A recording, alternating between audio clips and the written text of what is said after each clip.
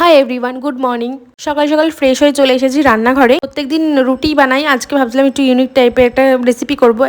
আর এই রেসিপিটা আমার মা প্রায় সময় এটা করে থাকে।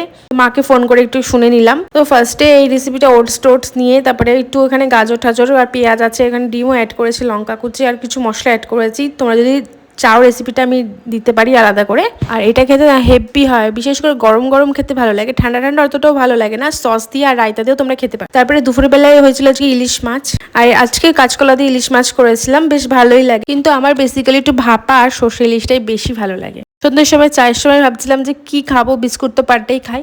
তো ছিল বাড়িতে পপকর্ন, তাই একটু ও পপকর্ন করছিল। পপকর্ন টপকর্ন হলে আমার আর করতে হয় না, ওই করে। এগুলো করতে নাকি ওর খুব ভালো লাগে। আর জবের থেকে বাড়িতে আমি ট্রাই করা শুরু করেছি, বাইরের আর খেতে ইচ্ছা করে না, আমার বাড়িরটাই বেশি ভালো লাগে। আর একটু সল্টি হয়। আর যেগুলো নর্মাল সেগুলো একটু আমি চকলেট দিয়ে দিই, ওটা চকলেটই হয়। ওটাও একদিন শেয়ার করবো তোমাদের সাথে। আর দেখো আমাদের পপকর্ন রেডি। আর রাত্রির বেলায় আমি শুধু জাস্ট এগরোল খেয়েছি। এটা আমাদের বনগার একটা ফেমাস দোকানের এগরোল, আমার খুব ভালো লাগে এগরোলটা। আর এটাই ছিল আমার ডিনারটা। ভিডিওটা এই পর্যন্ত, টাটা।